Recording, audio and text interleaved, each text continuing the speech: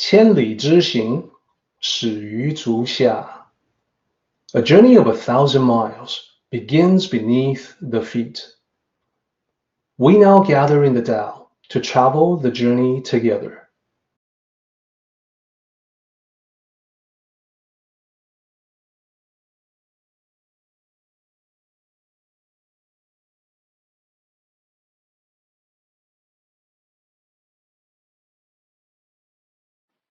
Welcome to Tao Talks with Derek Lin, where we delve deeply into the Daodejing by Lao Tzu. Daodejing, Chapter 46. When the world has the Tao, fast horses are retired to till the soil. When the world lacks the Tao, war horses give birth on the battlefield. There is no crime greater than greed, no disaster greater than discontentment, no fault greater than avarice. Thus, the satisfaction of contentment is the lasting satisfaction. So that is chapter 46, also relatively short at 9 lines. It is remarkable for a number of reasons, which we're going to expand on as we discuss line by line. One remarkable thing about this chapter is that it is connecting the concept of the Tao to peace and harmony. This means the Tao that is being examined here, that is being expressed by Lao Tzu, is not necessarily the all-inclusive Tao, the Tao that includes not just peace, but also conflict, the Tao that includes not just harmony, but also discord. So that by itself is interesting. And here, especially as we talk about the first section, this chapter is known for using vivid image to discuss the concepts. And in the second section and the final section, it is notable in that this chapter is making the case for contentment. So these are all the reasons why we should be digging into this chapter deeply to understand it completely. So let's analyze it section by section. We start out, as we always do, by looking for the characters that repeat from one line to the next. So the first instance that I can detect, as you can see here in the highlighted characters, will be lines 1 and 3. The 2 lines have 4 characters each, and 3 of them are the same. The first, second, and last characters, they are the same. Looking at the translation, when the world has the Tao, fast horses are retired to till the soil. When the world lacks the Tao, war horses give birth on the battlefield. So it seems very easy to be able to look at that and identify the first 4 lines as a section. It expresses one complete thought, and the thought is, the world is different depending on how it approaches the Tao. When the Tao is well known, things are good. When the Tao is unknown, things are horrible. We'll talk about that in greater detail. So starting from line 5, we can see additional repetitions of characters. So when you look at 5, 6, and 7, I think you can see the 3 repeating characters. So that helps us identify 5, 6, and 7 as a section, the second section. And then the last 2 lines would simply be the concluding section, the conclusion there. So the conclusion is talking about contentment. And this chapter is titled the Chapter of Contentment. So now let's begin to go through this chapter line by line. We're going to start with line 1. Line 1, 4 characters. 天下有道. So the pinyin can be a little bit misleading. 天, the first character, sounds more like T-I-E-N. 下, the second character, the X sounds like S-H. Y-O-U sounds like yo, like Y-O-H. And then Dao, the last character there. That's how Dao is supposed to sound. 天下有道. What does it mean? Well, let's break it down character by character. 天, the first character, means sky or heaven. 下 means below or under, beneath. 有 means there is or has or have. And then the last character is simply the character for the Tao, the path, the way. So the meaning is 天下, everything under the sky, meaning the world, has the Tao. Or when there is the Tao in the world, maybe another way to say it. When the Tao is present in the world is another way to say it. In translation, I've chosen when the world has the Tao. We're going to want to explore exactly what that means. What does it mean when we say the world has the Tao, and when would it not have the Tao? I'm going to also jump one line and then come back to line 2. I want to jump one line because of the correspondence between line 1 and line 3. 天下无道. The pinyin looks like this. There's only one character that changes from yo, to have something, to wu, to not have it. 天下无道.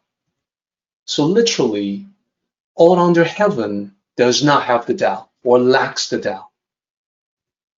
So you can guess the meaning is that everything under the sky, everything below heaven, meaning the world, when the world does not have the Tao, when the world is missing the Tao. Now we put the two together. These two lines, 天下有道, 天下无道, together, they suggest the world may or may not have the Tao. It just depends. Question, depends on what? Sometimes there is Tao in the world, sometimes there isn't. Question, why is that? Isn't the Tao always there, always present? The Tao is ever present, is it not? So this doesn't make any sense. How can the world not have the Tao? So I'm going to pause for a moment and ask everyone to think on this question. What is Lao Tzu trying to say? Is he making any sense? Is it not true that regardless of the human understanding of the Tao is always there? If that is the case, the world can never be missing the Tao. So what does this mean exactly? Let me pause for a moment and ask everyone to type in what you think this may mean. Then what I would like to do is to come back with a suggestion on the way that we ought to approach, the way that we ought to understand this particular set of two lines. So I'm getting an excellent suggestion. It may be that when we say the world lacks the Tao, what it means is all of humanity. That's right. And this is saying that humanity or the people are not focused on the Tao, or they are not in sync, in rhythm with the Tao. They are doing a lot of harm to themselves, bumping into conflicts and strife. Indeed, that is true. Or human beings know the Tao is there, but they ignore the Tao, the moral character, for selfish reasons. That is so true. And aren't we seeing a lot of that now in our world today? So these are all correct. Let me suggest a similar way to see it. And this is a way that builds upon 45. A complete understanding of the previous chapter can help a lot here. What do I mean by that? Okay. So think about this. In 45, we talked about the great perfection seems flawed. And we also talked about 4 other grades, the total of 5 grades that all have a common theme to them, and that is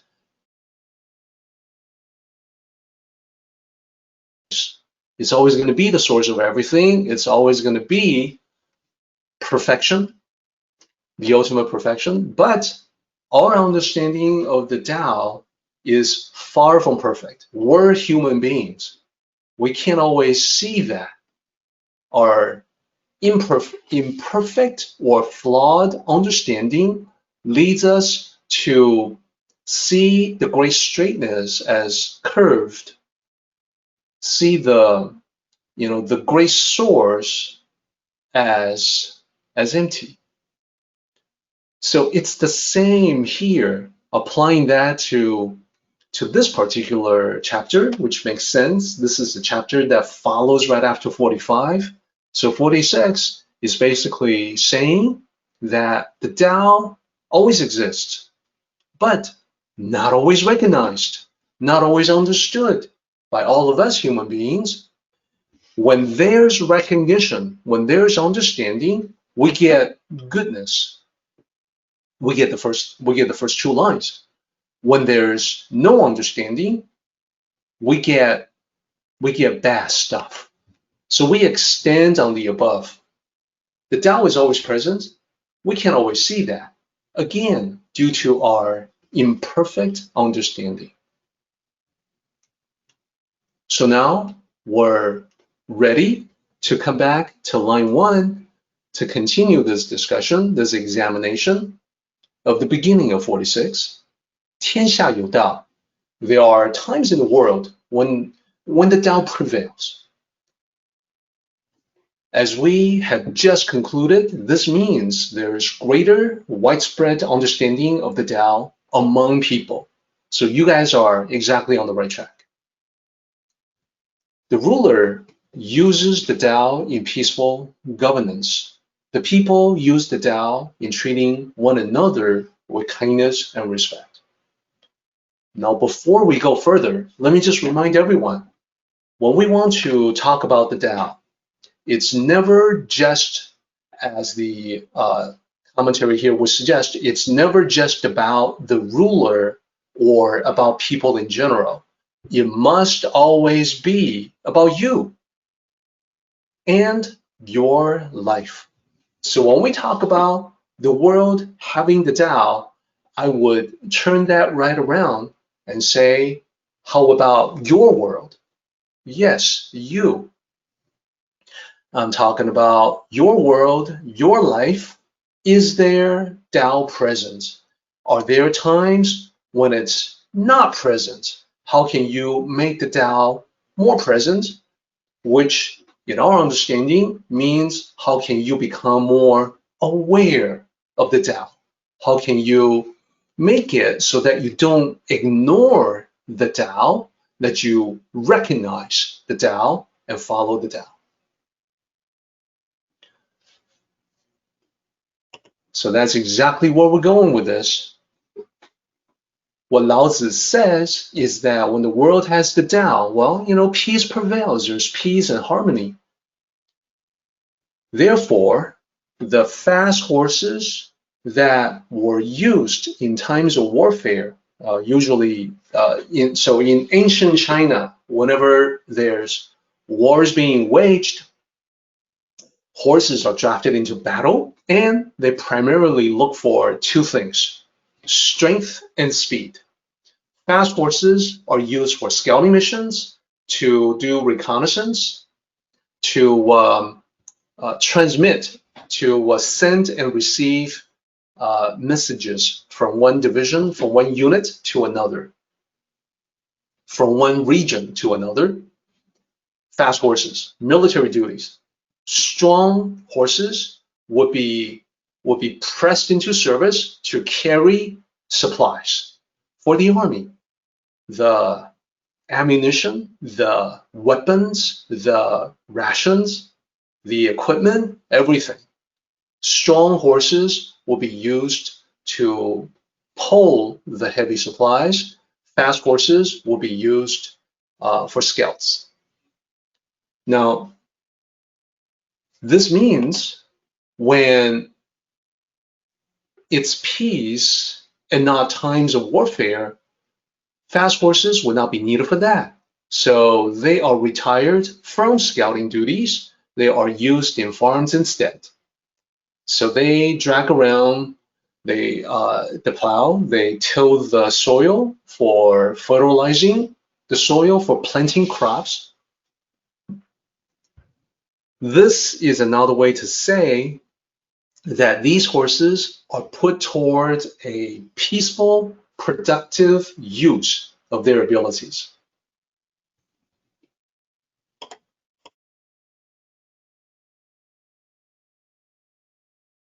So of course, when you apply that to yourself, you're going to want to ask the question, when the Tao prevails in your life, when there's peace, when there's harmony, how is your productivity? What are you able to create? What are you able to work on? What are you able to accomplish? So that would be analogous to fast horses work in the field. And this is the ancient Chinese equivalent to beating swords into plowshares, which is a biblical expression. Same thing, that in times of peace, you no longer need weapons, so the weapons are reshaped into tools for farming, for the productive use of resources. So then the other way is equally relevant. We are talking about the yin and yang. We must always take care of the both sides. When the world lacks the Tao, and now we can see that this is when the world is not aware of or is ignoring the Tao, so that it seems as if the Tao is absent, even though it's always there. There are also times in the world when the Tao seems absent. There is greater and widespread ignorance of the Tao among people. We're actually not too far from that in our world. Despite advanced communication, despite the internet, despite libraries everywhere, bookstores, availability of knowledge that is so easy at the tip of one's fingers, despite all that, what we study here, what you and I gather together to study, are still relatively unknown to the general public. So there's widespread ignorance of the Tao among people. I think the situation is improving, but definitely, 9 times out of 10, when you talk to a random stranger, they would not have any idea what you're talking about. When you bring up the Daodejing or the Lao Zi or Tao concepts, they wouldn't know. So we're not too far from this state, 天下无道. So then, in that scenario, rulers in ancient China, rulers lacking the Tao, send their armies into bloody battles. The people lacking the Tao treat one another with hatred and division. So my comment about how our world is not so different from this, bears repeating, because we also see conflicts in the world today. That's not going to go away anytime soon. And we also see increasingly the divisive rhetoric that is tearing people apart, that is setting one group of people against another. There's mutual hatred, distaste, revulsion. It's a powder keg. It's ready to explode. So again, we are not far from that.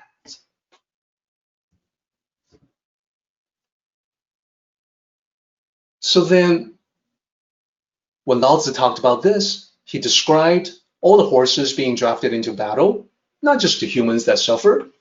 The lack of peace is affecting the workhorses as well. And we certainly see that's the case.